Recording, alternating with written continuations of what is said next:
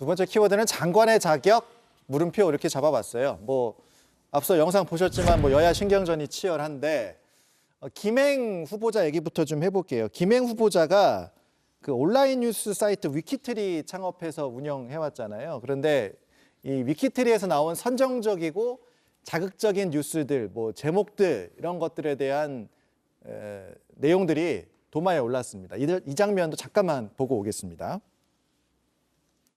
김행 후보자께서 이런 기사들로 돈을 버셨어요. 그러니까 혐오 장사로 주가를 79배를 급등시켜서 100억대의 주식 재벌이 되셨습니다. 차별과 혐오에 기생해서 100억이 넘는 자산을 증식을 시켜놓고 여성가족부라는 공직까지 맡겠다는 건 너무 욕심이 과하신 것 같습니다. 저도 부끄럽고 이게 지금 현재 대한민국 언론의 현실이기도 합니다. 본인이 그 언론사의 왜냐하면 대표세요. 저도 마찬가지고요. 부끄럽다고 이야기하시면 지금 그 자리에서 저는 사퇴하셔야 된다고 생각합니다. 제가 말씀드리겠는데요. 사퇴하세요. 그 12 순서를 쭉 연도별로 보시면요. 대한민국의 큰 언론사, 메이저 언론사 1, 2, 3위가 다 들어가 있습니다.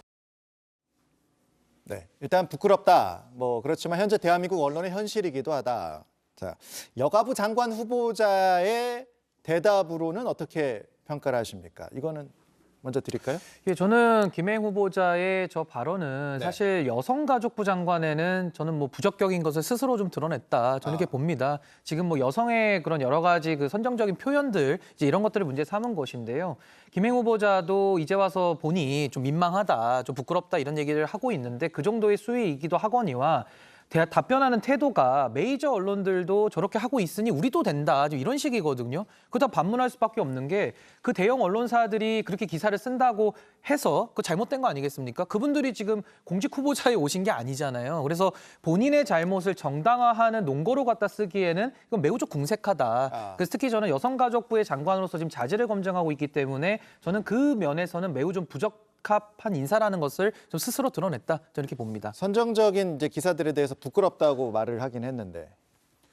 부끄럽겠죠. 눈앞에 들이대면 저것도 부끄럽지 않다고 말하는 사람은 정말 그 사람은 정상적인 어떠한 우리의 일반적인 어떤 사고방식을 하지 않는 사람이겠죠. 부끄러웠겠지만 지금 묻는 거는 여성가족부 장관으로서 적합하냐를 묻는 것이고 저는 저 의혹도 저 의혹이지만 관련된 여러 의혹들을 쭉 보면서 든 생각이 네. 김행 후보자는 여성가족부 장관이 돼야 될 이유가 무엇이냐에 대한 게 지금 알 수가 없다. 이게 가장 문제인 것 같아요. 그러니까 예를 들면 과거의 언론사 대표로서 그 언론이 저렇게 보도를 했고 또 여러 가지 논란들 뭐 주식 파킹 의혹 그리고 그 이제 당시에 그 언론사에서 예를 들면 여성의 인권이나 이런 것들 충분히 존중했느냐의 문제 이런 것들을 다 얘기를 하면 그런 어떤 약점이 있지만 그렇지만 이런 이유, 이런 강점이 있으니까 이분은 여성가족부 장관 이 업무를 잘 수행할 수 있다. 이게 설명이 돼야 되는데 여러 가지 약점과 의혹만 있고 그 여러 가지 약점과 의혹에 대해서 가짜뉴스다 이상의 또는 남 탓의 그런 어떤 해명을 하지 못한 상황에서 왜 여성가족부 장관이 돼야 되느냐는 오늘도 지금 제대로 설명이 안 되고 있는 거거든요. 그런 점을 볼 때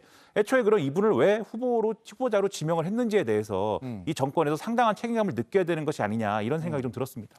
그리고 이제 민주당에서 의혹 제기한 것 중에 또 하나가 이제 김건희 여사와의 친분설이 있어요. 그러니까 그것 때문에 장관 후보자 된 거 아니냐 뭐 이런 이제 주장인 건데 이것도 잠깐 듣고 오겠습니다. 고발학 콘텐츠와 김건희 여사의 뒷배 의혹, 후보자의 경영, 위키트리나 고발학 콘텐츠가 경제 이익 공동체, 공생관계라는 의혹이 가득합니다. 제가 그 언론과 정당과 정치권에서 거의 40년을 활동을 했는데 제가 어떻게 여사가 저를 픽업을 해서 이 자리에 갖다 놨다고. 근데 뭐 한편으로 이런 생각도 들어요. 그러니까 영부인과의 친분설이 과연 이제 검증이 가능한 영역인가 이런 생각도 들긴 하는데 이건 어떻게 들으셨어요? 예, 우선은 좀 프레임을 잘못 짜고 있다 저는 이렇게 봅니다. 결국에는 검증이라는 것은 검증 가능한 걸 검증해야지 검증의 의미가 있거든요. 그러니까 지금 뭐 김건희 여사와의 친분에 대해서는 문제를 하나 짚자면은 왜 그때 당시에 거짓말을 했는가 만남의 시점이 좀 어긋난 것들이 있거든요. 그래서 최초 해명과 사후 해명이 다른 부분만을 지적하면 될 일이지 친분에 따라서 검증을 하겠다. 이것은 조금 저는 무리하다. 그러면 어느 일을 검증해야 되냐면요. 어떻게 김행 후보자 같은 분이 인사검증을 통과해서 예. 지금 이 자리에 와 있느냐. 그러니까 인사정보관리단의 역할과 책임을 지금 따져 물어야 되는 것인데 지금 조금은 어색하게 의회에서, 국회에서 자꾸 이렇게 친분 여부로만 자꾸 이거 검증하려고 들다 보니까 오히려 좀 엉뚱한 상황이 좀 이루어지고 있다. 이렇게 보고요.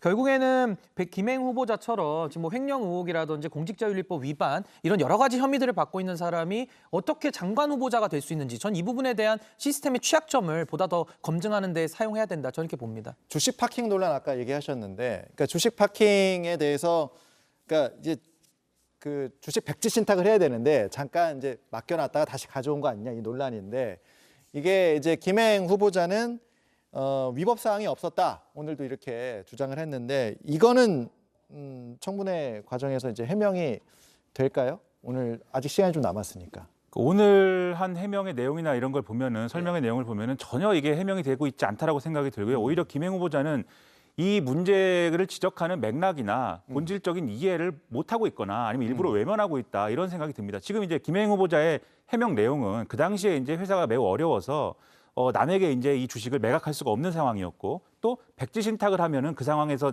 굉장히 회사가 어려웠기 때문에 망해버릴 수도 있는 거였고 여러 가지 책임감이 있어서 결국은 그 어려운 상황을 이제 친인척이 해결해 줬다. 그 맥락인 것이다라고 얘기를 하고 있는 거 아니겠습니까? 그렇기 때문에 그리고 그 친인척인 신우이 같은 경우에는 그 당시에 이제 제한되는 상황이 없어서 법적으로 가능한 부분이었기 때문에 불법도 아니다 이 얘기인데 예. 지금 주식 파킹 얘기를 왜 하냐면 예를 들면은 자기가 갖고 있는 주식이 있는데 공직에 진출을 해서 그 주식을 예를 들면 남에게 맡겨놨다가 내가 공직을 마친 다음에 다시 받기로 했다면 그 공직에 있는 동안 이 기업에 유리한 여러 가지 일을 해놓고 이 백지신탁이나 이런 논란이 없이도 여러 가지 일을 해놓고 나중에 받을 때 가서 이런 것들을 이제 많은 것들을 해서 그것을 통해서 이익을 얻을 수 있기 때문에 즉 이해 충돌이 생길 수 있기 때문에 이 얘기를 하는 거거든요. 예. 근데 오늘 한 설명은 이것에 대한 설명이 아니지 않습니까? 다 법적으로 문제가 없다. 그 상황이 어려웠다. 그 상황이 과연 어려운 상황이었는지 아니었는지에 대해서도 언론에서는 여러 가지 반론이 지금 있어요. 오히려 그 당시에 굉장히 회사가 그 올라가는 상황이 좋아지는 어떤 형국이었고 또 이상하게도 이제 김행 후보자가 다시 그 주식을 이제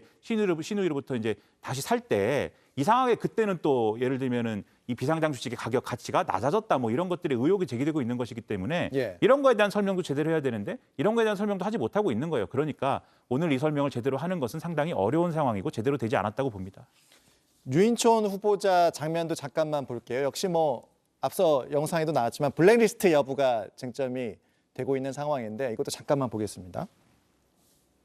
이명박 박근혜 정부 당시 블랙리스트 사건의 경위와 사실관계 그리고 증언을 기록해 남긴 이 백서에 후보자 이름이 104번이나 언급될 정도로 여러 증거와 이 증언이 후보자를 향하고 있습니다. 장관 2분, 비서실장, 그 외 청와대 근무하던 행정관 전부 구속되고 징계받고 근데 제 얘기를 104번씩 거론하면서 왜 저를 구속 안 시켰는지 전 지금도 궁금합니다. 이명박 정부의 블랙리스트라는 말도 없었고 실체가 존재하지 않았습니다. 네, 블랙리스트는 없었다. 강하게 이제 주장하는 유인촌 장관 후보자의 모습이었는데, 자 마지막으로 이렇게 여쭤볼게요, 두 분께. 오늘 청문회를 하고 나서 우리가 뭐 계속 지켜보고 있습니다만 청문 보고서 채택 여부와는 별개로 장관 임명 수순으로 가게 될까요? 간단하게 두 분 전망하신다면.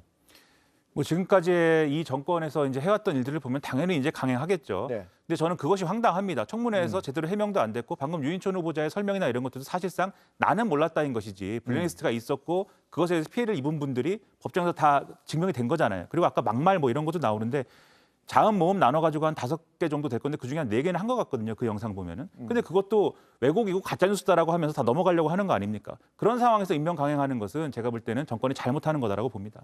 저는 뭐 청문회가 지금 유명무실화됐기 때문에 윤석열 대통령의 국회 무시 이 부분은 계속 저는 문제가 따라올 것 같고요. 유인촌 장관도 좀 블랙리스트 갖다가 얘기할 게 아니라 MB 정권 시즌 2라고 하는 상징적인 인물 아닙니까? 게다가 문체부 장관 한 번도 하기 힘든 거를 2번 연속하겠다는 이런 탐욕. 전 여기에 대한 문제 지적이 더 있었어야 되는데 지금 조금은 블랙리스트라고 하는 약간 형사사법적인 그런 검증을 하려다 보니까 이것도 조금은 국민들에게 좀 와닿지는 않는 이런 상황이 되지 않는가 좀 아쉽게 생각합니다. 네. 청문회 나오는 내용들은 뭐 저희가 밤까지 좀 될 테니까 내일 또 전해드릴 수 있도록 하겠습니다. 두 분과는 여기까지 얘기를 나누도록 하겠습니다. 고맙습니다. 감사합니다. 감사합니다.